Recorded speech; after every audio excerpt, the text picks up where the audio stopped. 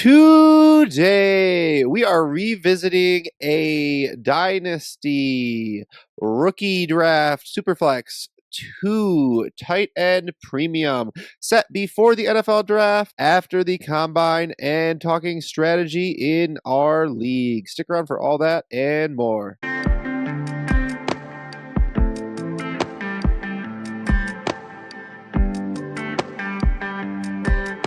Like we talked about in the intro, talking about a real league the three of us are in. We'll put the URL to the draft board below in the episode description. Start 11, 2 tight end premium. It's Superflex. The draft started the weekend, I think, of like the 4th, something like that, of April. That sounds like a Friday, possibly. I don't know. Is it somewhere in there? Yeah, like a week ago. I guarantee you there's been a Friday that happened on a 4th before. So pretty exciting draft. Going to talk about kind of the strategy that went into this draft, how we approached it. I'm just going to go, David, you own this draft. It's weird. It's a little interesting drafting before the NFL draft. Obviously, it's interesting to look at the order we drafted the players. We'll talk about that, but anyone can tell you the order you draft players, right? But how do you approach this from a strategy standpoint, David? Especially, how many picks did you own in this draft? I ended with 19 of the 48, so almost half. Pretty good. That's almost the whole roster. It really almost, yeah, I think counting taxi, there's like, what, 28?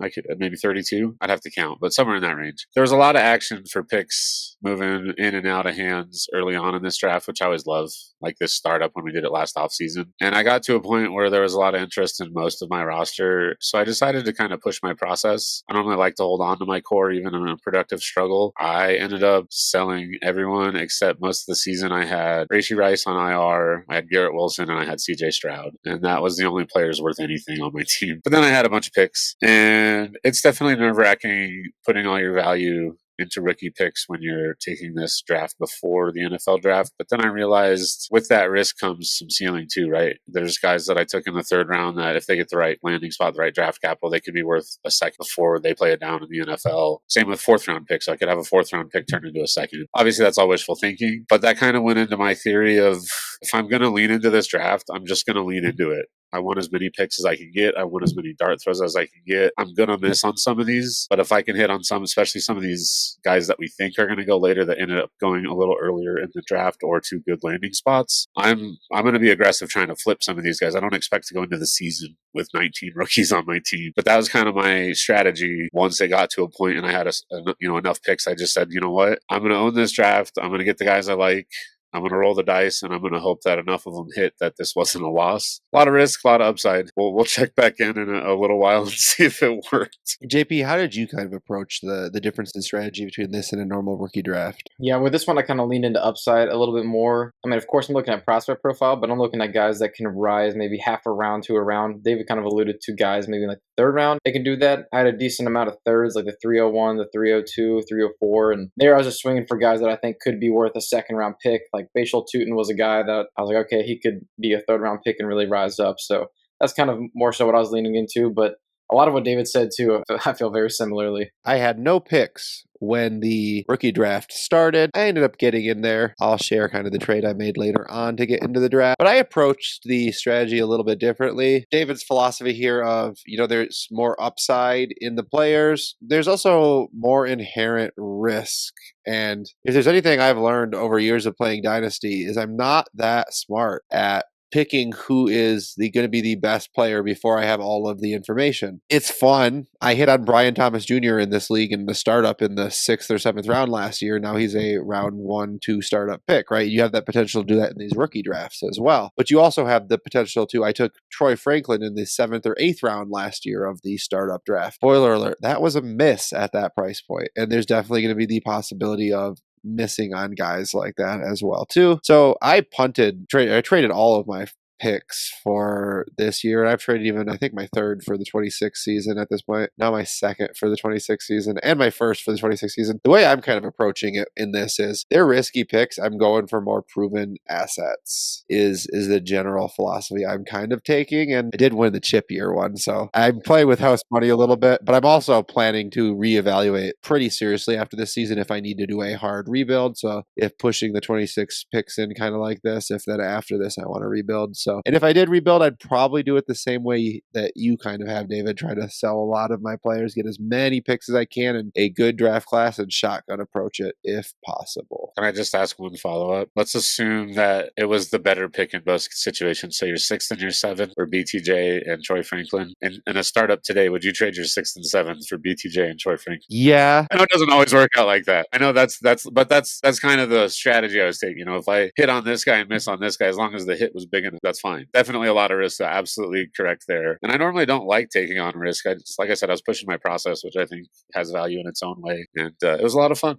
It was a lot of fun. Yeah, the very first time I was talking to you about this, I was like, you had a lot of picks. Like, what's the play here? Like, I'm thinking about trying to get these. And you're of course, well, I'm always going to talk trades and stuff. But if I can't get the value I want, you said I'm just going to shotgun approach it because of the value change. Like, I don't hate that idea. I really don't hate that idea. And we're going to start out here. Before we actually get into the draft, there was one trade David was involved in pre-draft. I want you to walk us through why you made this trade, if you stand by it, etc. at all. Yeah, so if you guys have been listening to us through this offseason, first of all, thank you. But you might also remember me talking about a bit of a trade slump that I was in. Just kept getting either left on red or had some negotiations that fell through. Justin's laughing because he was part of my slump. Also because we roasted you for it at least on 2 separate episodes.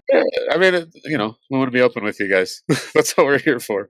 I'm not always right. I want to go over when I'm wrong too, right? So this one was actually the one that broke it. I sent out in this league, I knew what I wanted was a young wide receiver with some proven ability. I had a ton of picks and I wanted to target a few players. I would have bought another player or two if I could have found them for the right price. But my thought was, I've got a ton of picks. Let's try to get a good young veteran or two to build around. And then let's take the rest of the value in the draft. So I sent out 101 for Puka and BTJ, who I sent to Justin. And then I sent out a bunch of 104s for guys like Jason, Ladd, Marv, expecting to have to add. And no matter which case, I would expect him to have to add a little bit. But I just wanted to see what was out there. Initially, Justin told me it would take at least another first for BTJ, and that's what the Puka manager said as well. I understand where they were coming from, but I didn't want to add a first to Janty to get Puka or BTJ. It just felt a little rich. The Puka manager came back to me with this exact offer. I thought about countering with my 204 instead of my 201, and I haven't asked him if he would have taken it because I don't want him to say he would have. But that's just because there's a massive tier break between 203 and 204, in my opinion. So that probably should have countered it just to see if he would. But I figured I'm getting Puka. Basically, the way I looked at it was the 212 and the 308 for the 206. We just washed that out, and it actually ended up working out. We'll talk about this later, but my moving back in the second didn't change how it would have gone for me. So I'm basically paying the 101 and the 201 for Puka. I was comfortable with that price, especially because it fit what I needed. So I didn't want to risk losing it, especially with the bad luck I was having at the time. But don't worry, David. JP and I will go ask that manager and let you know. And the great thing is I'm getting pretty good at, what's that thing where you change what the pictures look like. My brain's not working. Photoshop. So I'll Photoshop it so the answer says, yes, I would have no matter what. And you'll just be sad. I got your back. Anything for my friends. Thanks, buddy. I appreciate you. You know how it is. All right. So we're going to pull up the draft board here in a second. No shot. Who went at the 101 in this league? We see Ashton Genty. Then JP, you found yourself on the clock at the 102. Talk through your process taking Cam Ward on a team that already had 17 quarterbacks. I had 3 strong quarterbacks with Justin Herbert, Jordan Love, and Drake May. I tried like hell to trade out of this pick, and I could not get anything near like market value in my opinion at all. But so I just had to make the pick. I tried to move, but I just think that Cam Ward, I'm just going to go with the upside here. And since I am rebuilding, I think it does give me the flexibility to have that 4th quarterback because all year long, I can just be on the prowl whenever somebody has a quarterback that goes down for injury. I'm the guy that got the quarterbacks. They can come to me. So whether I sell Cam Ward, maybe it's Jordan Love or Justin Herbert, whoever it might be, I got guys in different price ranges. But I just think that with what I mentioned in previous episode with JJ Zacharyason's research on how rookie quarterbacks, how they appreciate and value or maintain it more often than not, I just thought he was the safest pick because Ted McMillan, it just made me a little bit nervous. So, and that's who David ended up picking at 103. Yeah, I was honestly surprised looking at your roster that you went with Cam Ward. I thought it was a smokescreen. I thought you were going to try to get me to trade up, which you never even reached out, but I wasn't going to give you anything anyway, so you probably knew that. Yeah. But I only have CJ Stroud at quarterback, so I was thinking, all right, I'm going to get Cam Ward and probably Omarion Hampton because I knew you liked Ted. And I was excited for that. But now looking back, I'm excited to have Ted on this team as well. I've got a really good young receiving core here. I was just going to take the 2 that you didn't out of Tet, Ward, and Hampton. I was kind of like you. I was trying to trade at least one of these picks, but I think we were probably asking for probably the same players. Maybe I was adding a little more than you were going to have to add, but I found the same thing you did. Nobody really wanted this pick at the price that you and I probably thought was fair. So I'm happy just taking these two young guys. I knew I still had control of the rest of the first round. I knew Sanders was still on the board. I didn't feel quite ready for a guy like Dak. I did think about sending an offer for a couple veteran QBs, but I just wanted to stick it out. I was really unsure of what was going to happen at 105, and to me that was kind of the tipping point for the rest of the draft because I have 106, 107, 108, and then 112. So still a lot of control in the first round, but I just didn't know what was going to happen. 105 ended up being Ty Warren. I thought it was going to be Henderson, but I'm glad he fell. I ended up taking the two receivers, Burden and Agbuka. I was considering Hunter for sure over one of the receivers. I needed Sanders really if I'm going to compete. So it was a little risky, but based on where I was at on the board, you'll see here there's three different teams that made picks, but JP originally had the 110 that he got from Justin, or Justin ended up getting from him, which we'll talk about in a second. But we just went over JP's quarterback room is really strong. If you look at Jake Allhands, he has right here JJ McCarthy, Geno Smith, Josh Allen. So I thought, what are the chances these guys take a prospect that we're not super high on, they really don't need? So I rolled the dice and I thought, let's see if we can get Sanders at the 112, and that ended up working out for me. So I think I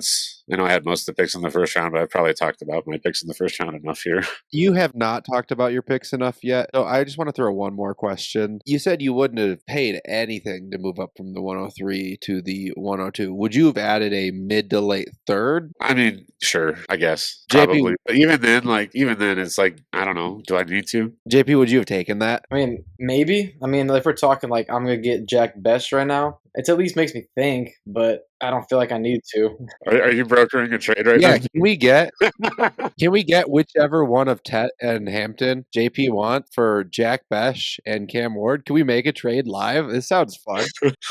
I mean, I'm pretty happy with my team right now. He won't give nothing, so I guess not. I don't know. I mean, we could talk about it, but we're not doing it on there because I'm a wuss. Cowards. Maybe. So I think the next pick that happens here, the 109, is very, very interesting. I was trying to move into the 108. David wouldn't sell it to me. I tried to move into the 109. JP owned the 109 and 110, wouldn't sell it to me. JP, you took Travis Hunter. Yeah, and I immediately saw your offer, and I was like, you know what? I don't think he wants Travis Hunter here, so I immediately countered to send you the 110. I told you, I said, I got my heart set on one guy here, and it's Travis Hunter. And man, I just love the upside. And on a team where I'm rebuilding, I'm not trying to compete right now. I realistically could take the hit if for some reason he doesn't play wide receiver, but I just am starting to believe more and more that he's going to play wide receiver. And I just think he's so talented. I mean, if you listen to the 109 episode, I gave a strong case on why I believe that about him. I mean, just how good of a route runner he is with the athleticism, ball skills, yak ability. I mean, he's a complete wide receiver. And I just think it's going to be hard to keep that level of prospect at wide receiver off the field. Yeah, I honestly feel like at the point of this draft, I had not even put that much effort into thinking about Travis Hunter in the context of this draft because I woke up this morning of this draft not really even thinking I was going to try to make any trades into the draft. But then I got a little bit of rookie fever and I realized, I have been prying and bothering people about veteran running backs over the course of the offseason and hadn't really been getting any options that I liked, and a Judkins that hits would help me a lot. But in hindsight, I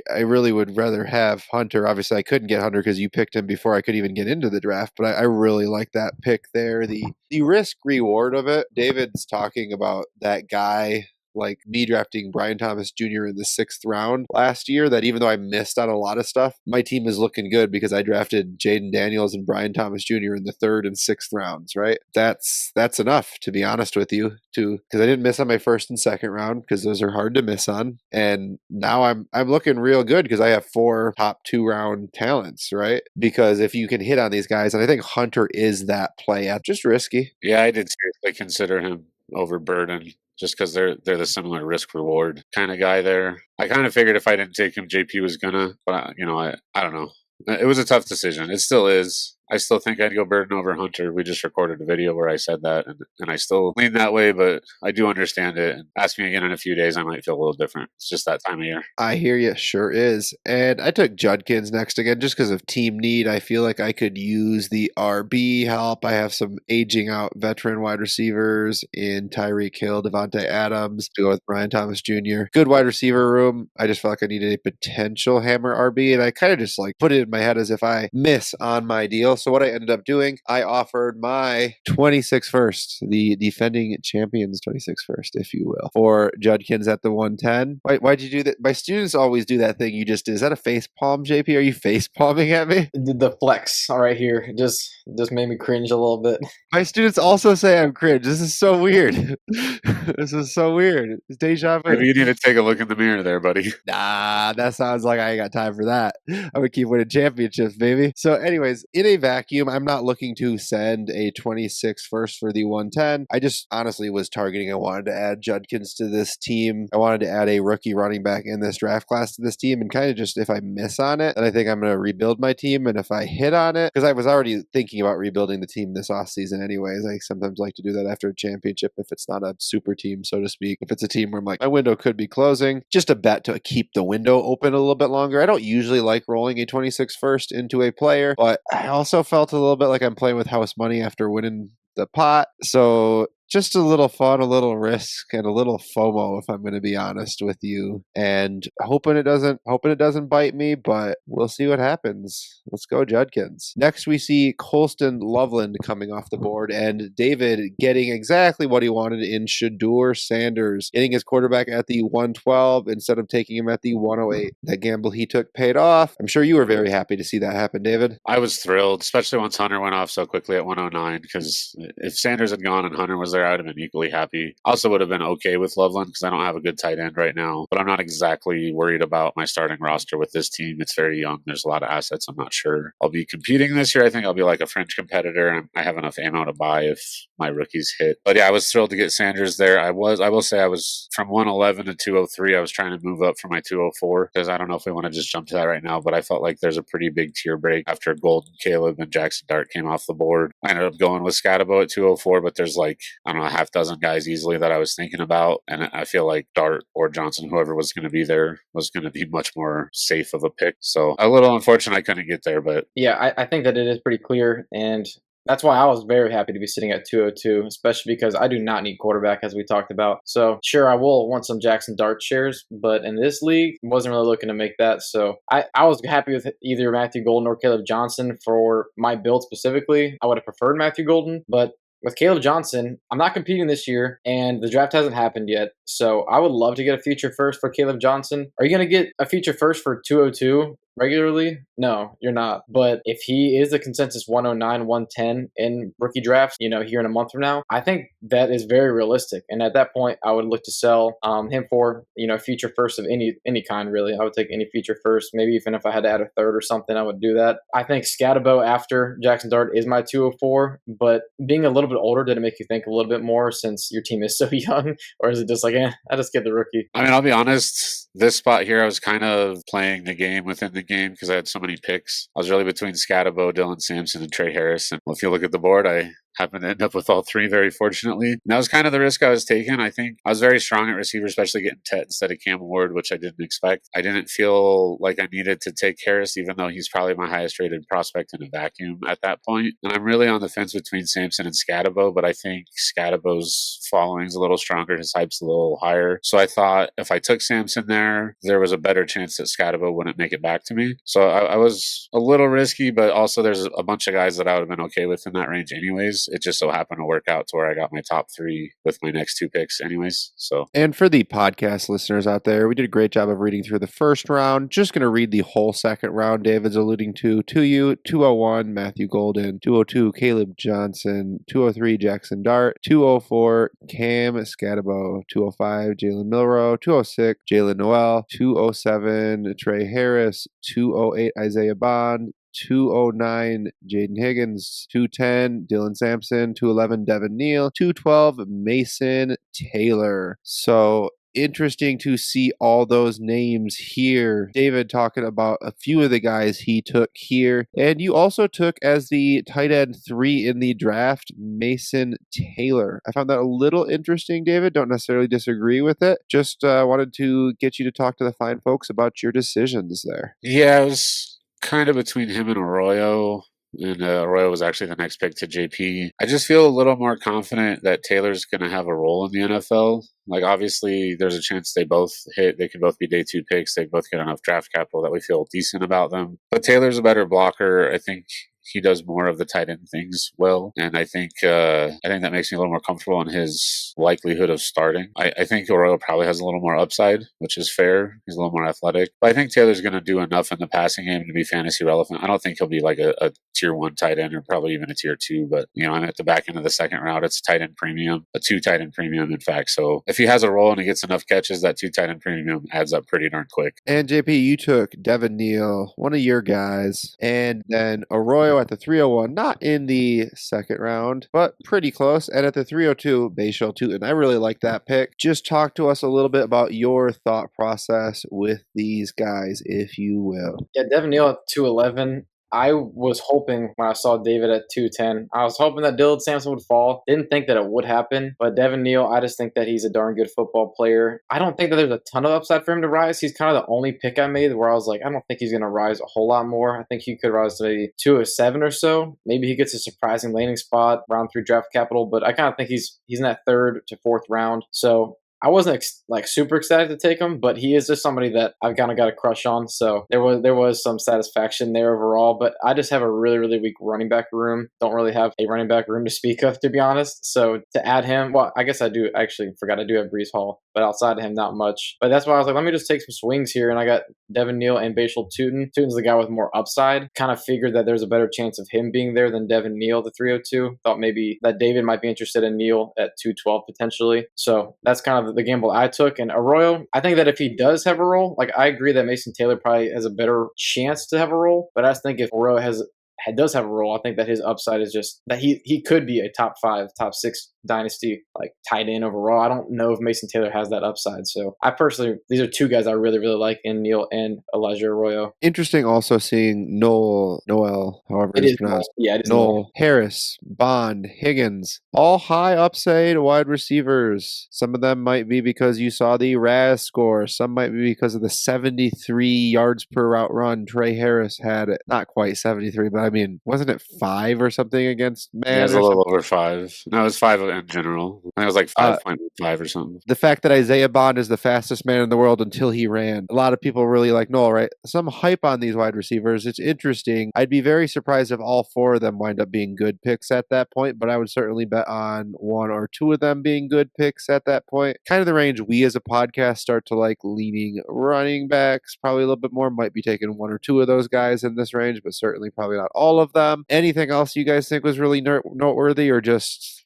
upside swings on wide receivers? Can't blame them. Probably won't all hit. I do think Milrow at the 205 is interesting, especially when you stack it with he took Dart at 203 as his quarterback room, Trevor Lawrence, Anthony Richardson. That's basically it. So he kind of needed to hit on 1. So he just took he took 2 picks and just kind of did what I was doing, but with 2 picks, right? He took 2 shots at it. If they both hit, that was a home run draft for him. He might have the most value for what he put into it, to be honest with you. But if just one of those hits, that was still a great draft for him. So I like that strategy there a lot. I was kind of hoping one of the 2 would fall to me in the second to a spot where I would take them. Yeah, I just wanted to talk about that because I thought that was a really smart move. I think Milrow is my 205 currently right now. I just think the upside is undeniable, and I've heard whispers that he could go round 1. Like I don't think he's a round 1 prospect, but teams they value quarterbacks so much, and they get desperate. So I think if he's starting, then he's a starting player, obviously, with the rushing upside that he has. We could put him in our fantasy lineups because of what he can do. And I think he's got a lot of great things with his arm, the rushing upside. I've heard that he is also, as a person and as a worker, is just a very high character guy. So I think that that's the kind of guy I do want to bet on in the second round, that kind of upside. Because, I mean, Anthony Richardson, he might have had a little bit more upside, but, he was going in round 1 and better prospect, I'd say. But Milroe, I don't think is that far off in the second round. The upside is well worth it to me. And reading through the rest of the third round here, of course, we already alluded to JP taking Elijah Arroyo, Bashal Tutin. Then we saw Ollie Gordon at the 303. A little surprising sleeper wide receiver Kyle Williams at the 304. RJ Harvey at the 305. David here. Damian Martinez at the 306. Harold Fandon at the 307. I tried to trade in for him there. DJ Giddens at the 308. Alec Aomanor at the 309, Jack Besh at the 310, followed by Will Howard and Quinn Ewers, some QB shots to round out the third round. Besh and Ewers also picks by David at the 310 and 312. I know you guys were interested in talking about Kyle Williams. Sleeper wide receivers, usually your category of conversation, JP, so I'll let you lead off what you thought about that one first. Yeah, it's a little bit too early. I wouldn't take him over Jack Besh. Definitely not over Jack Besh right now. I think maybe he could rise above A.O. Manor, but I wouldn't take him over A.O. Manor right now. But I mean, there's a big Kyle Williams fan club on Twitter. He is very electric and fast. So honestly, I do like him as a sleeper, but the top of the third round, I just think that the running back prospects are better. I think the back end of the third, top of the fourth is more fitting. But I think he is interesting as somebody that we have to keep our eye on at least. Gaining the most steam from anyone at the back end over the last couple of weeks. I want to say Chris Sims had him in his top 5 when he did his rankings, and we can talk crap on his rankings all we want because there are some crazy ones that he misses on, but there's also some crazy ones he hits on, and like you got to respect that he's actually going to give you the list he thinks it is. It's not influenced by other people, so I do think that's interesting. And then Mike Brenner, formerly of PFF, used to be their main draft analyst. He also had Kyle Williams in his top 5, so definitely gaining a lot of steam. He's a good player. He's a lot of fun. He's a little older, a little smaller, but he can play on the outside still. I did have him as a target in the third round. I thought there was a decent chance he would go before I wanted to take him because I wanted this whole block and running backs, Gordon, Harvey, Martinez, Giddens. I would have taken all of them over him. I would have taken Fannin over him, and I would have taken the 2 wide receivers, Manor and Besh. So like I'm not surprised I didn't end up with him, but I was a little sad to see him drafted. I don't know. When you have 19 picks, you just kind of hope you're getting all the guys that you want, right? It doesn't always work out quite like that, but definitely an interesting player, and I was kind of curious to hear your guys' thoughts on him, so I'm glad we brought that up. Yeah, I think the RBs David mentioned, Gordon, Harvey, Martinez, Giddens. I think we as a podcast might probably take Harvey and Giddens over Gordon. David might take Gordon over those two, depending on landing spots, especially just because of the name, the Devi name. But they're RBs that people like. Those are the players we want to draft in the early third, because as soon as they get a starting role because of injury, etc., you can probably get a second for them, flip them for the profit, or keep them in half of your portfolio, sell in the other half, etc. Great process. We always like to tout. Shout out Scott Connor, any RB on a 53 strategy. A.O. Manor and Besh, good wide receiver options there. And honestly, once you get past all the players that you're really excited about, backup quarterbacks, backup running back, 2 tight end premium, so Ferguson and Godson that David took later in the draft, also I really like as picks, but it should be running backs and QBs at this point, so can't blame anyone for taking the QBs. Anything that really stands out in this round otherwise, guys, or just honestly just reasonable pick? You want to talk about the picks you made anymore, David? I could just real quick mention I did trade back from 309 to 312, and I got like 411. I want to say one of those picks at the end there. I was between Besh and Io Manor. I think you can have a preference right now, but I think it's stubborn to assume that you're going to be right. And I didn't want to take 2 wide receivers, so I had a few offers. This one gave me an extra asset. I just decided to move back and let Awesome Dumpling, friend of the show, make my decision for me. And then same at the end there, I was between Howard and Ewers anyways. I kind of preferred Howard, don't get me wrong, but Howard went, so I just took Ewers.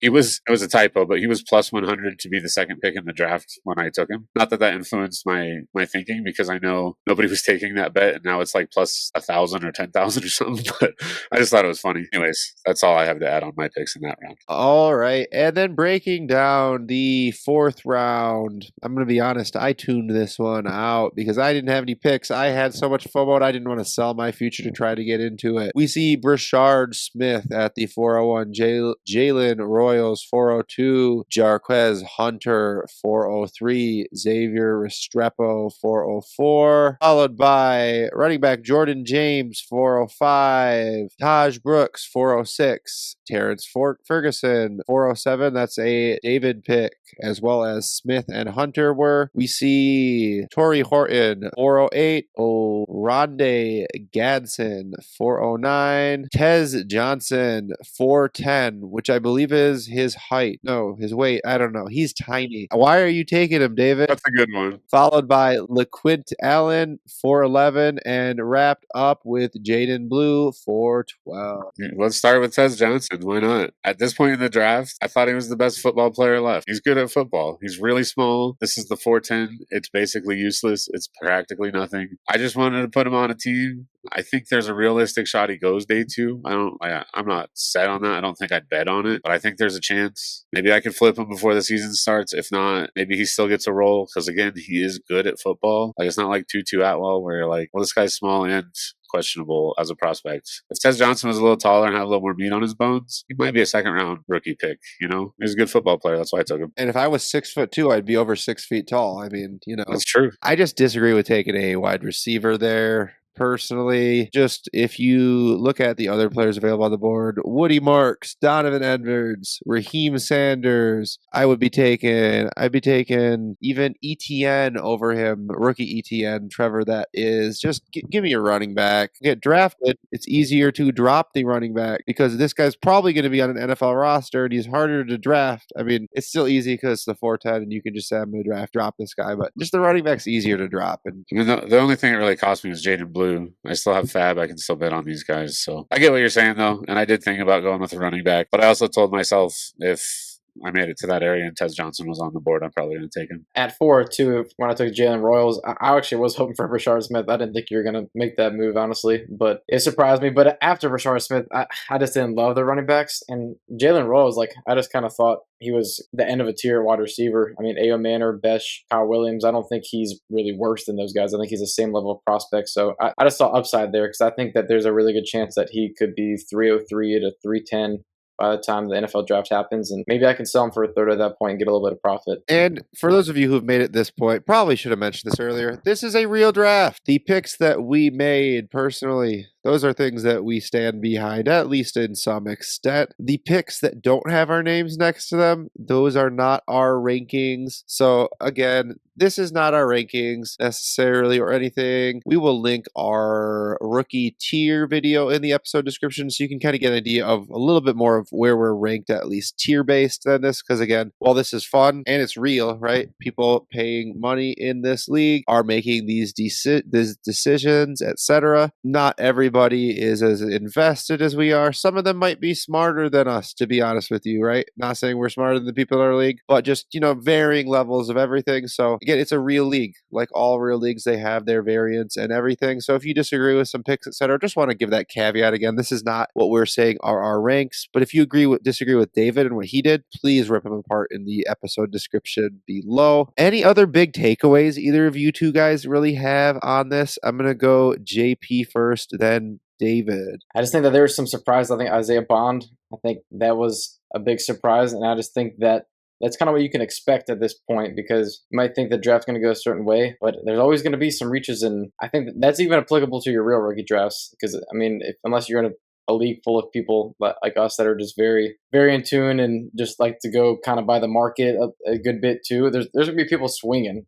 I remember even some drafts last year in rookie drafts, there's always going to be surprises. So just kind of made me remember okay, the board's not going to go quite the way that I think it will. Yeah, I think that's a really important thing, especially when I had so many picks there and this kind of is an isolated draft. I don't have 5 drafts starting at the same time. So I did spend a lot of time thinking about how this draft was going to fall, and it helped me prepare. So I think that's a good thing, is consider not just what you want to happen, but what could happen. And I think the other thing, especially right now without draft capital, there's some areas that are just really flat, like 204 to 310. You could argue, could rearrange just about any way you want. That's a huge just plateau there. Ton of running backs worth drafting for right now, but that's all going to change. So it was fun to do this. I'm glad we have one league like this, but I'm glad they're not all like this. Yeah, it was fun to get into the draft, even for just a moment. Again, I tried to get in for Harold Fannin, but not enough that I was going to really move anything of value. I was offering bits and pieces and coins, a little bit of pocket lint, little stub from a movie theater ticket. I told him I'd send him in the mail. Just, odds and ends I couldn't get in there. It's a fun thing to watch. It was fun to be in the league chat while all of this was going on. It's risky drafting before the NFL draft. I like to do at least one every offseason, a startup like this. It's fun having one with a rookie draft that does it beforehand as well. Just want to kind of touch back on your general strategy, David, of like that shotgun approach, etc., and everything. Do you feel like, with what you were able to accomplish with this, do you feel like rookie picks should be somewhat devalued in the trade economy in a league like this? Let's say 5 to 10% less valuable? Or do you feel like it really shouldn't make much of a difference on the macro because these same players will get picked across the board? First of all, I think if you like this, you should try Devi. This is like if a dynasty league looked at a Devi league and was like, oh, that sounds fun. Maybe we could hang out someday. That's kind of what this is. This is like, I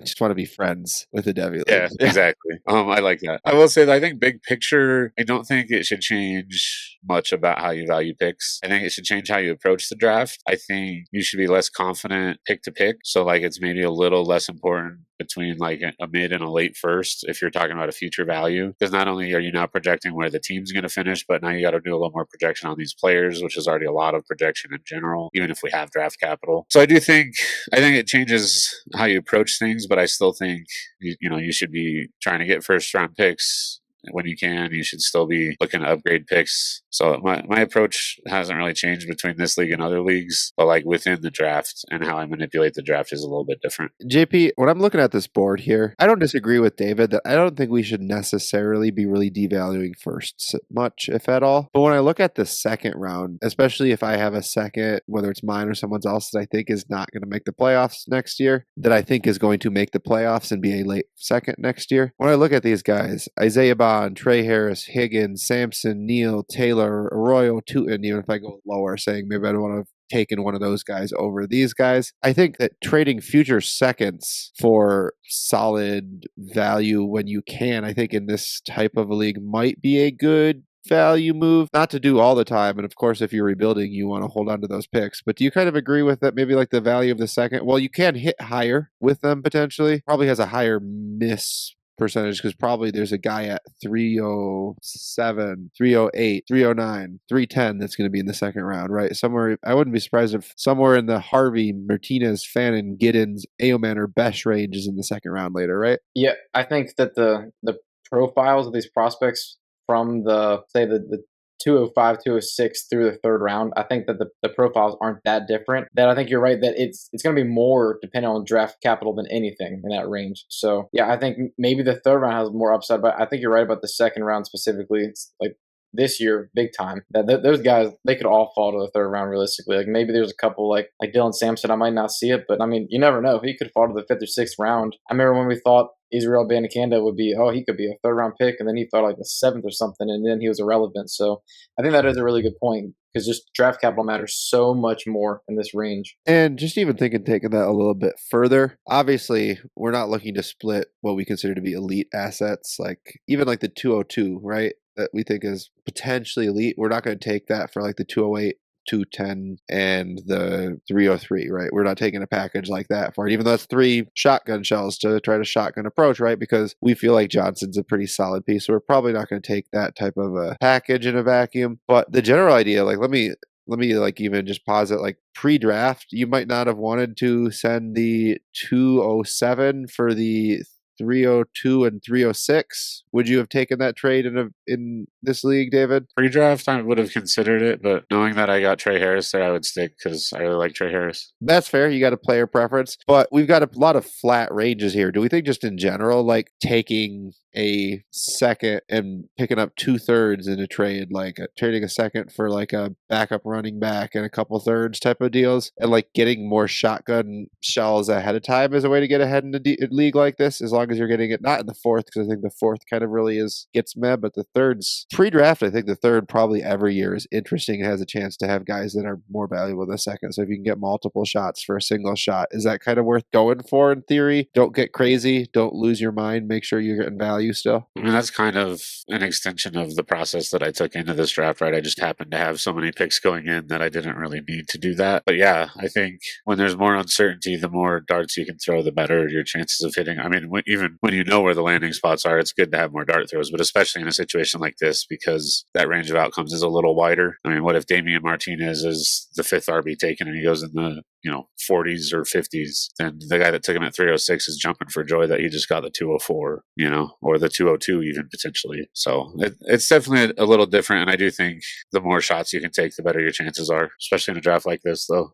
It's a little weird because this draft is flat through the range we're trying to analyze, but we're trying to do it without accepting that. So it's worth at least mentioning that if there was a clear tier break somewhere in the late part of the second, we might be talking a little differently right now. Yeah, definitely an interesting exercise, interesting league to have. Don't do Debbie. Just kidding. I'm going to try to hop into one this summer. Dave is going to rope me into one. So thank you for joining us for another episode of the Dino Construction Podcast. We hope you found this as helpful for you as it was for us. Please remember to like and subscribe wherever you listen or view. And from all of us here at the Dino Construction Podcast, until next time.